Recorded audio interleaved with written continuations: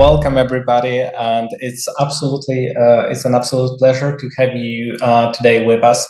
And today I will tell you a little bit about the challenges that we are facing and we will be facing in 2025, and also we'll discuss how to basically overcome them. And yes, as Arko already said, I'm an SPCT, and I also do have C-level experience. So I will hope to share both market perspectives to you. So the one that we share in IT and in Agile transformation altogether, or project management, but also on the business side, and how can we basically merge those two words. So let's get started. Next slide, please. So we know that today's business environment is more challenging than ever. But the question that we have to ask ourselves is why? And the answer is very simple: because of the growing complexity and uncertainty. So we know that in today's world, the change is the only constant. Basically, the ability to react to this change is the only truly sustainable competitive advantage around the organizations, in the organizations around the world. And we have to understand that traditional organizations, they have been not designed for change. And most of the traditional giants from the 20th century, they have grown on their strategic advantage because they were actually so big, and they could buy in big bulks, they could offer in volumes, and this was their most competitive advantage. And now, when the world is changing and pacing faster than ever, those organizations do not only need to compete with the tech giants like Google, Amazon, and others, but also with the startups who are disturbing and disrupting the market more than ever. And yes, obviously, this is a challenge, but on the other hand, we understand that the disruption opens opportunities. So some organizations struggle, yes, but on the other hand, many other organizations thrive.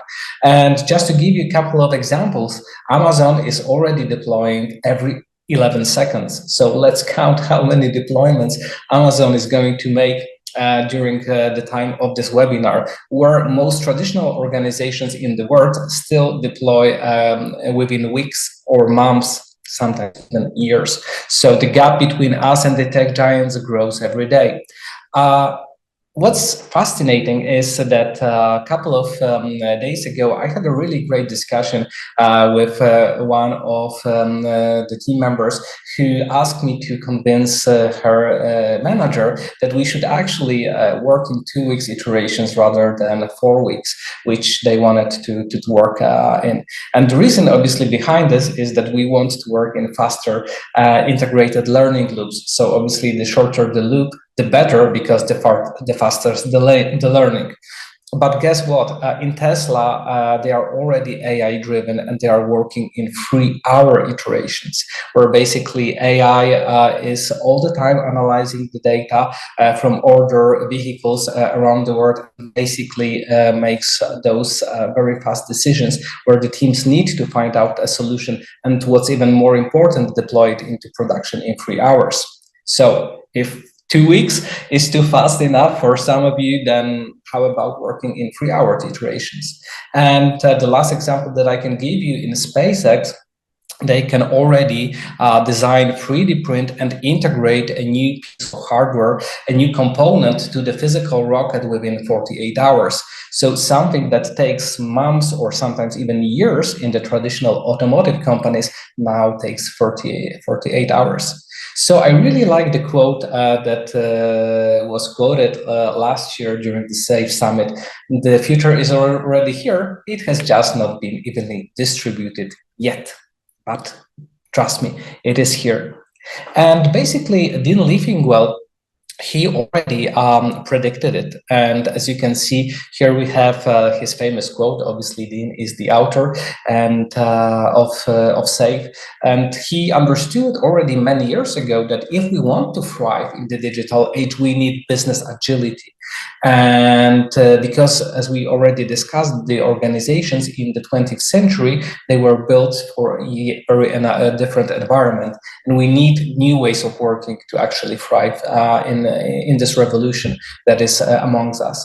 And Dean already 5 years ago said that if the organizations will not find a way to change and their ways of working, basically in the next 10 years or so, we will be working for those couple of trillionaires and those couple of giant organizations in the world like Amazon and others who will basically own everything. That's maybe not the best and the most excited vision in the world. So let's move on to the next slide, please.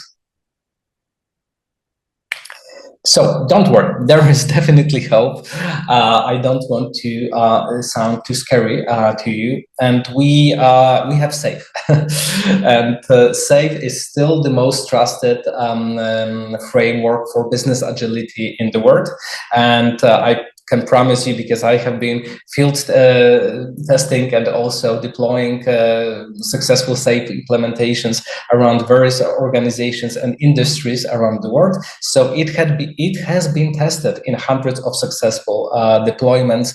And what's even more important, it has become a standard in most of the industries. Now, I would like to ask a question to all of you.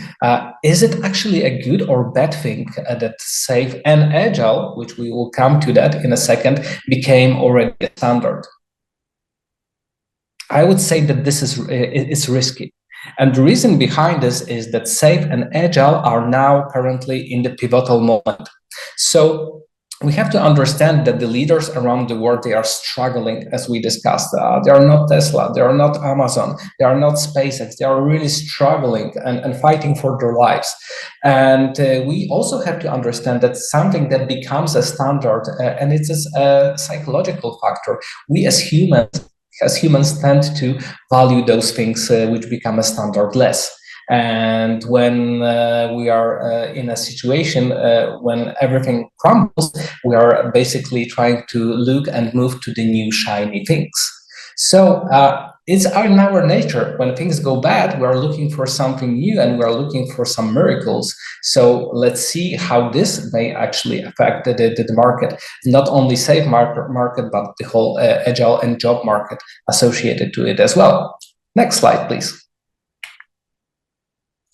So the reason why many organizations struggle, and the reason why you see those many blog posts and those comments on LinkedIn that Agile is dead. By the way, Agile is not that, don't worry, is that because agility promised business to solve most of their problems many years ago. But actually, from my experience as a business lead, and I told you I have the C-level experience, it rarely succeeded. And don't get me wrong, yeah, as I told you, I come from the business and I really care about those things on the left: engagement, time to market, quality, and productivity. But honestly, I care about the things on the right more. So I would like to focus more on higher revenue, lower cost, lower risk, and happier customers. And it's not because I'm a mean guy, it's because this is actually my job. Yeah, if I'm a CEO of a company, it's my job to keep the company profitable, because profit actually fuels the innovation. Profit fuels scalability, sustainability, and psychological safety, because you go to work and you want to get paid every month. So definitely we need to be more profitable in time. And this now puts all of us, so Agile coaches, Scrum Masters, project managers, and others in a very risky position. Because I now have another exercise to all of you. Please think about this kind of situation. You are just having a dinner at the office, and suddenly the CEO of the company that you're working at sits next to you and asks the question, yeah, could I have a dinner with you?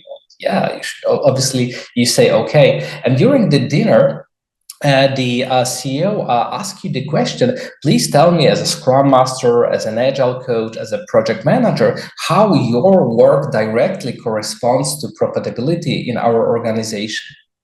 And another follow-up question, do you have any numbers? Do you have any data to support your answer? And I can promise you that if you do not have the answer to this question, You better find this the answer to this question very, very fast, or you will be in trouble in 2025, and the situation is going to get even worse in the upcoming years. Next slide, please. So we for many years we took Agile for granted, yeah. But if I have a discussion with somebody at the during the dinner, and the person cannot tell me how her or his work directly contributes to profitability, and does it have the data to support this, guess what? If I'm a CEO, I already start thinking about two things. The first thing, do we really need this person at my team? And the second one, do I really need Agile if those people who are implementing it do not have the answer to those questions? So we have to, yes, definitely. I see that if you please ask the questions on the chat, and we will be more than happy, obviously, to answer all your questions in the Q&A session. So please do so. And obviously, as I told you, we took for too long Agile for granted, but now we know that we need to evolve as a community, and as a SAFe community, because we also risk, even as the Agilist, of becoming the relics of the past age if we will not evolve. And SAFe saw this long ago, and as you can see here, you see the new SAFe big picture, and it's evolved. It evolved to simplicity, but even what's more important, to concentrating on the things that matter the most. And now the question, how you can evolve, and how SAFe can help you to accelerate your career and make you relevant and keep you relevant and in demand in 2025. I promise to give you the answers to this question in the invitation to the webinar, and I will certainly do so. So please, let's have a look. Next slide, please. Perfect. Thank you so much. So now, first, let's take a look at some of the stats. So as you can see, SAFe roles have higher earning potential than the alternatives, and that's a fact. So this is a very good news, and it shows that basically the demand for people who are certified and for those SAFe experts is growing. So we are still in a growing, not in a declining period. So there is definitely a lot of opportunity there. But for me, even important is the second factor, that, as you can see, the technology industry is the #1 employer of all the SAFe roles. But once again, quoting Dean Leffingwell, this brings a lot of opportunity, because nowadays every business is a tech business now.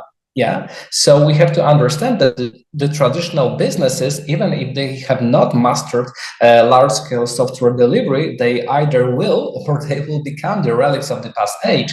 So just to give you an example, the chair that I'm sitting on does not have a chip yet. The shirt that I'm wearing does not have a chip yet. So basically, it means that it's a really great sign, because the tech industry is definitely also in a growing period, and the demand for the SAFe experts is higher than ever in that field. Next slide, please. The third factor is also very interesting. So as you can see, most SAFe employees require new hires to be SAFe certified. So once again, the value of the certifications is growing. And this is actually a good thing, yeah? Don't you think so? For me, especially, it becomes a standard. Like, for example, would you like to take a ride in a bus without the person who drives the bus having the driving license, especially for the bus? No, obviously, you want this person to have the license, yeah, to prove that this person can do this safely. And the same thing in Agile implementation. If somebody comes to me and says that, hey, he or she will be taking part in the SAFe implementation, that I require this person to have a certificate. Why? Because obviously, I want to make sure that this person is going to be ready, and that this person is going to make it right, and do not put us in a mess. And the last thing is, as you can see, SAFe roles facilitate a career progression. So this is even more important, because obviously now we I've already said that we need to evolve, and SAFe is not just a very short path when you just become a Scrum Master and that's it. As you can see, you can first become SAFe Agilist, then you can move to, if you are, for example, a classical project manager, then you can move to a Scrum Master, then to release training engineer, then to solution training engineer. We could go even higher, maybe to SAFe practice consultant, etc., etc. So this is a lifetime journey. Yeah, I'm practicing SAFe for many, many years. And I'm more excited than ever about all the amazing opportunities that lie ahead. Next slide, please. All right, so now let's take a look, after this short introduction, how actually SAFe can help you to stay relevant and in demand on the market, and what are those 4 strategic moves that you can take to really elevate your career in 2025. So let's begin with the first one. And as you can see here on the big picture, we have the first challenge that most of the leaders around the world are facing: how to enable strategy with execution. Yeah. So long story short is most organizations and most leaders in the world, they have really, really great plans, but are asking this question: how can I actually make sure that those plans from the strategic teams, as you can see from the portfolio level, from the portfolio strategy, how to make sure that they are going to be executed in a right way? And the people who will be able to help the executives to actually draw this path and give them the visibility, how well give them the visibility, how well they are investing their money. This is going to be in such a demand in 2025. And to give you just one very tangible example, when we look at the enterprise level, we can look at Amazon, and many people say that, yeah, Amazon, they want to rule the world and they are the evil organization. But truly, if you look at their mission, the mission of Amazon is actually to be the most customer-centric organization in the world. And from my point of view as a customer, I think they are doing really, really fine. And then they are, to support this vision and to support this mission, they have set up, for example, strategic teams like the one that we would like to start delivering our packages via drones under an hour in certain markets, in certain states. Really, really great. So to keep ourselves the most customer-centric organization in the world, we will start delivering the packages via drones under an hour. That's absolutely great. And now, as you can see, this triggers the epics that we will be working on, that will actually help us to get to the desired state of portfolio. And the first epic could be that we would like to start this autonomous drone delivery in the first 3 states in United States in 2025. And then we can go even further, because as you can see, if those will be executed by Agile release trains, then at the end of the first PI, I would like to be able to deliver, let's say, the first 100 test packages via drones. It doesn't need to be our hardware yet. We can simply buy a drone and we can start testing it to the first 100 clients. Do you see this connection? So now, instead of having all those steering community meetings, etc., what I do, and I just need one report as a CEO, after the first PI, we have already delivered the first 100 set of test packages to their clients, and they're loving it. And that's the only thing that I need. And this actually tells me if I'm on track, and this makes sure that I'm spending the money correctly. Next slide, please. Thank you. And guess who actually can deliver those? Obviously, SPCs, so SAFe Practice Consultants. I will share the link on the chat after the let's say my part before the Q&A section. And I've basically I own more than 50 certificates, 50 different certificates. And I have written a blog post on LinkedIn that basically SPC, so Safe Practice Consultant, still is the most relevant and the most valuable certification that I hold, because it has opened more doors for me than all the other certifications combined altogether. So definitely, when you look at the SPCs, what will be the advantage that you can actually, if you have the certificate, give to the company?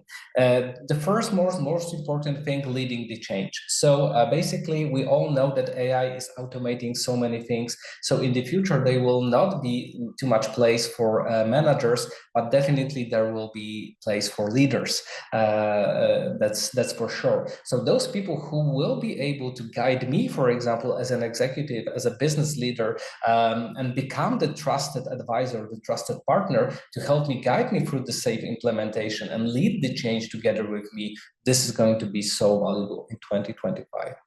The next one is to make value flow, because obviously we can have the best products that we have on the market, but we need to put them on the market very, very fast. And the last thing that I would say is to make sure that you implement, but also sustain those big changes. And from my experience, those big consulting companies, the big five, they're really, really great in implementing, in driving the implementation and, writing the playbooks, etc., but they are very, very bad in sustaining the change. So make sure that you will be the trusted advisor for those people, not only helping them to implement the change, but how to make it sustainable. That's even more important. Next slide, please. And in most of the cases, the business still looks at IT as a black hole, if you know what I mean. And they are just keep throwing money, and they're hoping for the best. And over here, you see the SAFe transformation canvas. And this is basically part of the workshop that you, as if you're as an SPC, that you already can run this workshop. If you will become an SPC, you will be able to run this workshop, and it's called Measuring Business Benefits of SAFe. And it is so powerful. I have run already this workshop a couple of times to the executives, and it's really a hit. So basically, it shows you how to make sure that to connect the strategy to the execution, and you can see on the left how to make sure that those transformation objectives, which, as we discussed, they are actually trying to get us faster to the market, make us more productive, etc. They will be connected to the desired outcomes on the right, and they will be connected to the desired business outcomes.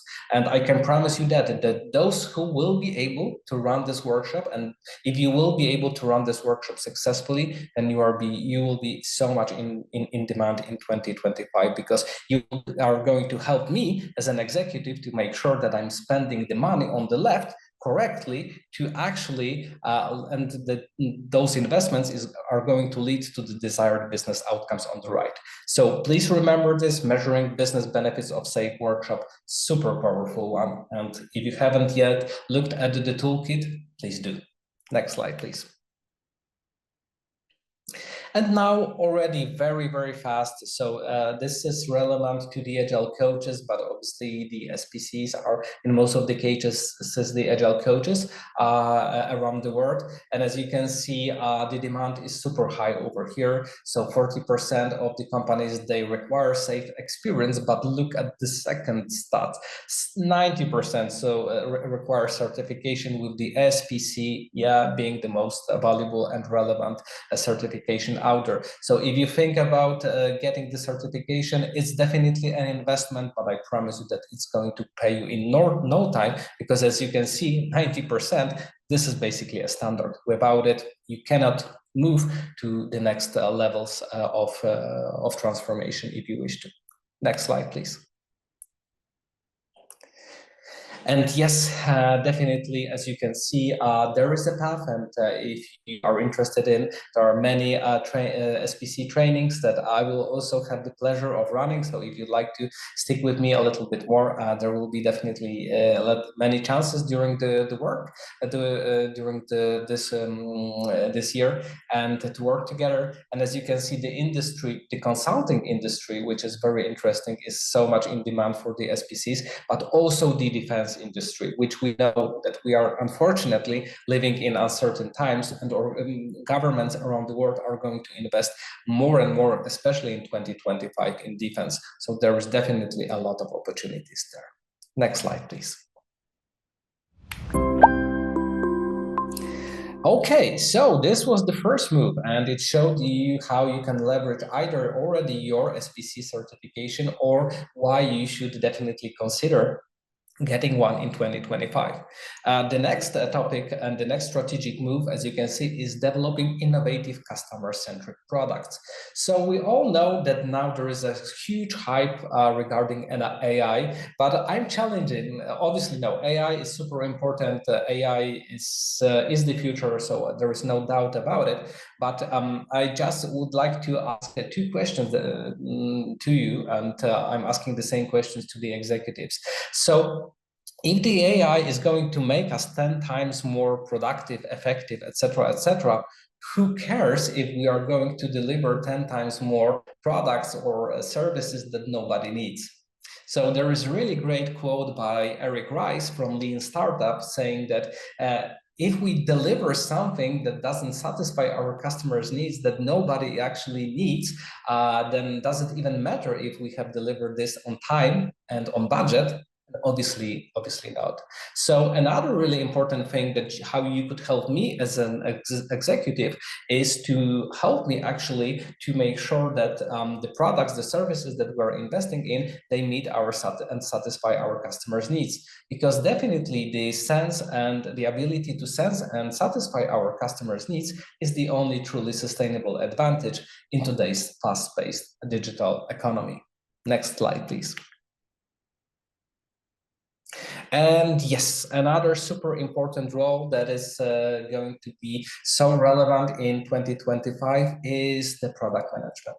So as you can see, two most important things that I would focus here is how to connect with the customer and how to make sure that we are delivering value. Because once again, it doesn't matter if we delivered on time and on budget, on scope, if nobody is using our solution. And what I could tell you, what you should invest more from my perspective is to read a little bit more about concepts of jobs to be done. So basically, it's a famous quote from Theodore Levitt, already many years ago wrote this famous quote that if I go to the hardware store, I do not have a need for a drill, or for a quarter-inch drill, I have a need of a quarter-inch hole. And this is exactly what's true. I don't want to have a drill. I want to definitely drill a hole in my wall. But we could take it even further. Yeah, do I really need a hole, or do I want to put some flowers on my wall, or do I want to expand my book collection, etc., etc.? So basically, if you are currently in product management and you are thinking about what could I invest in to be more relevant and more attractive on the market, is to make sure that you will be able to understand those problems and to guide the executives towards satisfying real customers' needs. So in the past, it was basically the engineers who set up the goals and the teams followed. Now it is totally different. The UX department, they are actually setting up the goals, and the engineers are building something that will help to satisfy our customers' needs. So just to say it very, very shortly, first fall in love with the problem rather than with the solution, and make sure that you will be able to guide the teams towards the right direction. Next slide, please. And this is super, super important, obviously, to make sure that the solutions that we are building are not only desirable, valuable, viable, but also and feasible, but what's even more important, that they will be sustainable. Because think about it this way, for example, we are not only thinking about how to make sure that the products that we are delivering, that we are going to operate them for the next couple of years, but think about it like that. Now the cars, everybody already says that those are basically, like looking at Tesla, computers on wheels. How many years the cars are typically on the market? 20 to even 30 years, depending on the countries. How long are we going to sustain? How long are we going to support the solutions that we are delivering now? Will we be able to support basically the versions of the software in future cars in 20 or 30 years? We already have to, as you can see, design for change. We already have to design for the future. This is going to be super, super important to help the organizations and the executive to move through this path. Next slide, please.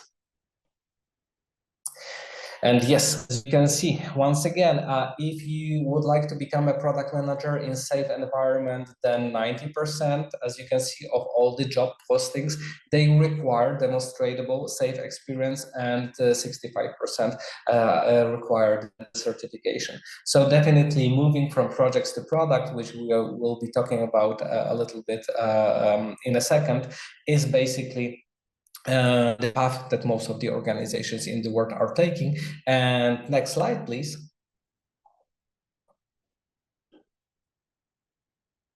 And exactly, as you can see, the Agile Product Management certification is going to help you a lot to get there. And as you can see in the industries, the financial industries, obviously they are in so much demand for that. And the reason behind this is you could have the best banking products in the world, but if you have a very poor banking application, then good luck with selling those products. So obviously, the user experience for the customers is now more important than the products that you are selling.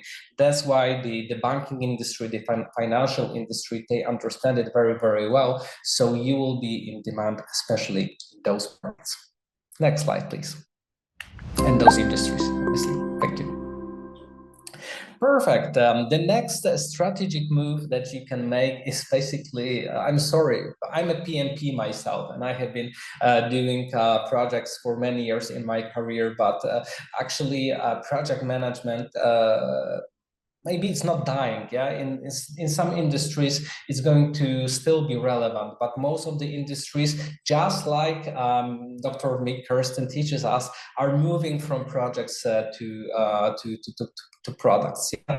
And we need to understand that in nowadays a fast-paced changing world, we will not be able to deliver the entire scope of the projects like we did in the past. I would even say more to you, we don't want to deliver the entire scope. Why? Because the scope should evolve as we are working, because at the end of the project, yeah, we basically would like to learn more. We will know more than we know than at the beginning of the project, and we would like to learn and move into those iterative learning cycles and be able to evolve the scope as we go. So if you delivered everything that you required a year ago, then something is wrong. Then definitely you didn't learn throughout the journey. So this is the next strategic move: maximizing the outcomes and realizing business value. How can we do that?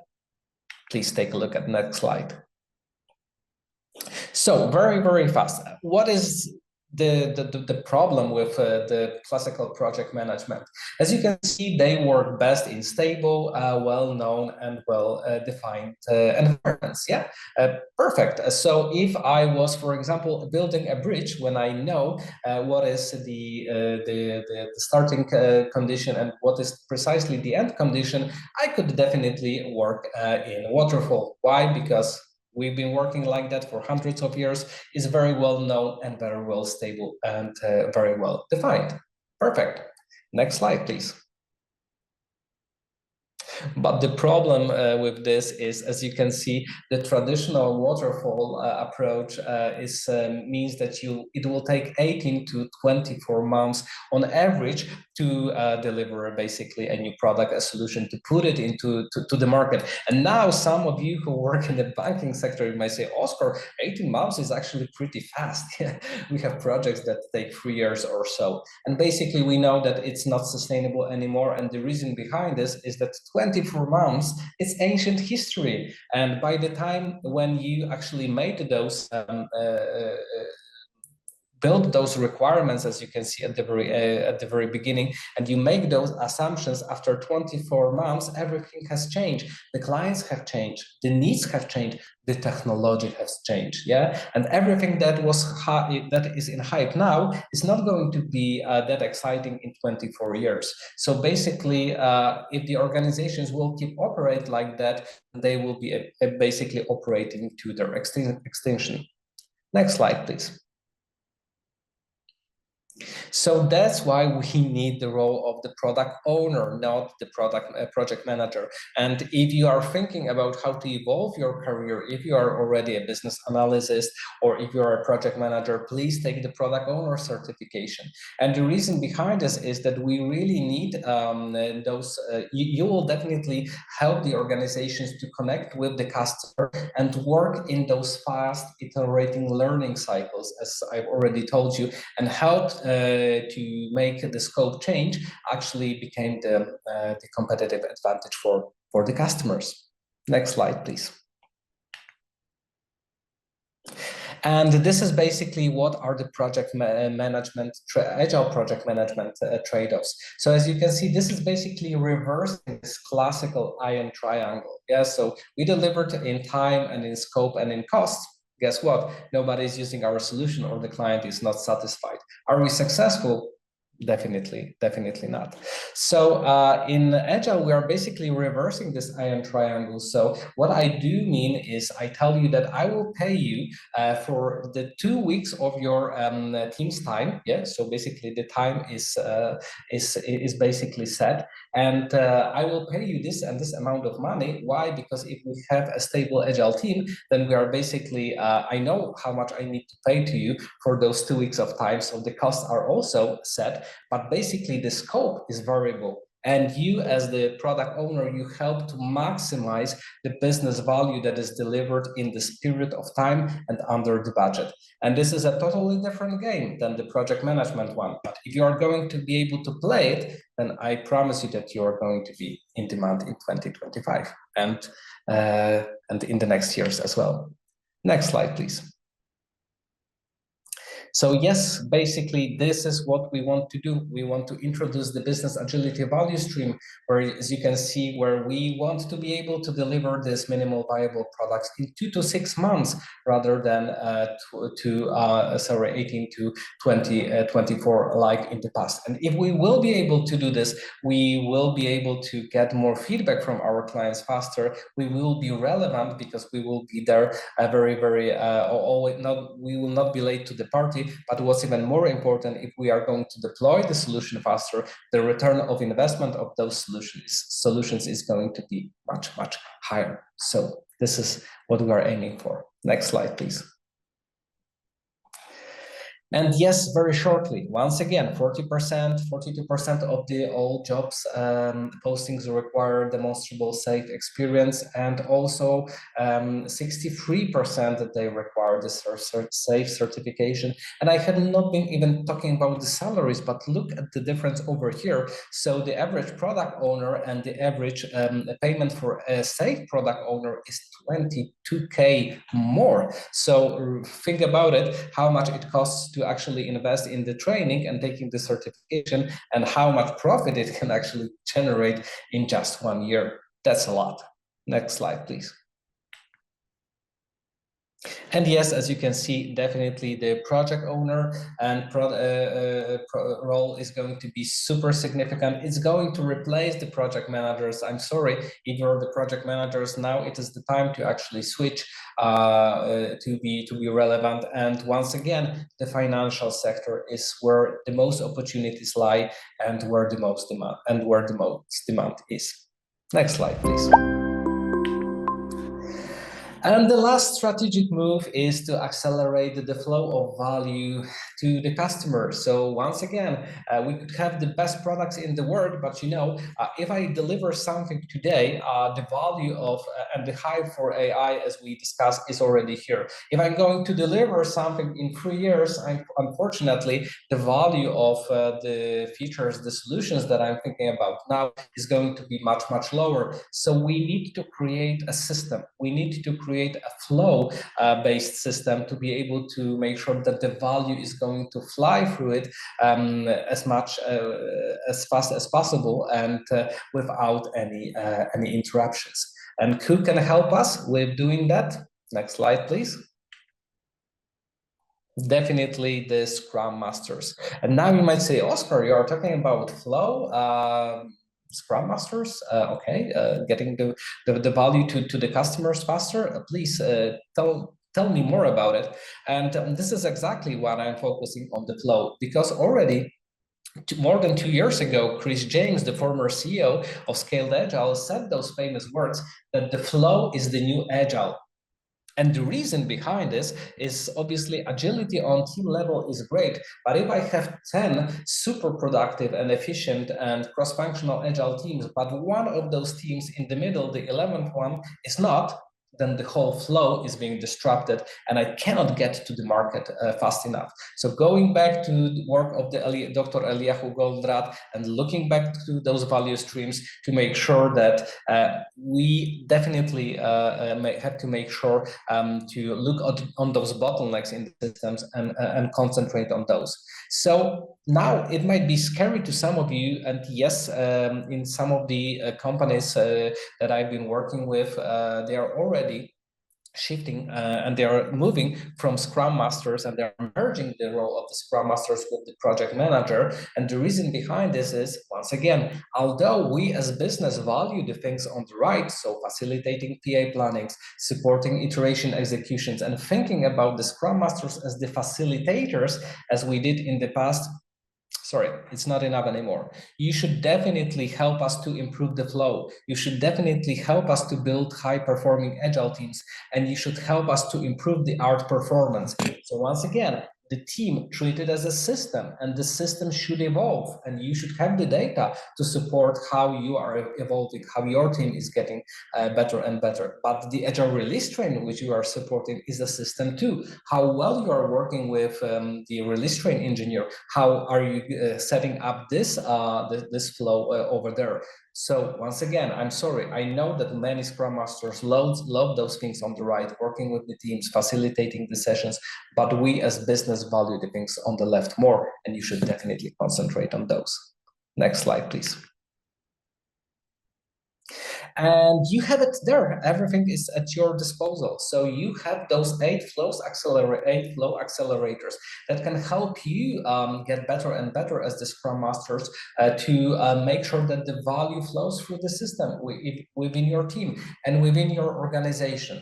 And remember, always please remember one thing, the famous quote from Edward Deming: without the data, I'm sorry, you're just another person with an opinion. So try to think, if you do not know the answer now, if you're a Scrum Master, how can you improve and show the results? How many hours of the time or team time have you saved? How much faster are we? How much less defects do we have? How less removing those defects, how less time it consumes, etc., etc. And I promise you that if you will have the answers to those questions, if you're a Scrum Master, then you will be relevant in 2025. If not, the future looks grim for those Scrum Masters who do not know the answers to those questions. I will be very open. Next slide, please.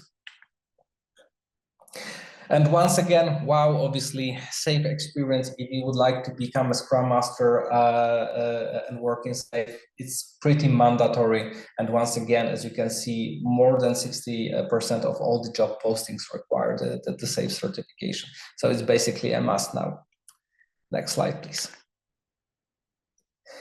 And yes, the last thing that I would like to share with you regarding the Scrum Master, you might say, yeah, Oscar, but I've already did the PSM1, or other Scrum Alliance certification, but this is so different. The Scrum Master certification is not a certification that prepares you, obviously it does to be a Scrum Master, but to be a Scrum Master in SAFe, a Scrum Master in flow-based system, a Scrum Master being a part of Agile release train. And this is so much different than the others. So even if you already have some certifications like PSM1, etc., and you would like to work in SAFe, you should definitely take the Scrum Master certification as well. Thank you. Next slide, please. All right, so this brings us to the summary, and here you have some career recommendations that you can take a look at. But what I would like to tell you to finish this webinar is, first of all, don't be too overwhelmed. I know many things we have covered today. Try to set a focal point where you are now and where you want to be at the end of the year. There is a really great exercise called Postcard from the Future from a book Switch, and it basically says that you are writing a postcard to yourself from the future, and saying that obviously you're succeeded and where you are now, and you are sharing your experience with you. Write a postcard to the future to yourself. A year from now, you're sitting at the same place, you are still in demand, maybe you're in a very high demand on the market. What has changed? Yeah, and try to in the next 12 months to move through this path to get there.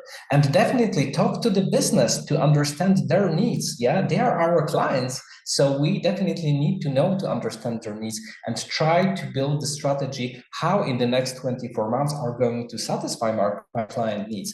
Maybe have a discussion with your manager, maybe have a discussion with your business, and write the postcard from the future in the same way. In the year from now, I'm satisfying my customers' needs so well that I'm super in demand in my current organization. What has changed? And move through this path. Next slide, please. And yeah, next slide, please. And the last thing that I would like to just say to you before we pass the mic to Arco, that we must understand that we have taken Agile for granted for many years, but we also, as the Agilists, need to thrive and we need to evolve if we don't want to become the relics of the past age. Yes, the hype for agility is slowing down, so maybe there is something new coming, and SAFe is definitely looking there. So set up the plans, don't look back, and simply evolve, because like every industry, and I tell it to myself as well, either we are going to evolve as Agilists or we are going to die as every organization in the world. Thank you.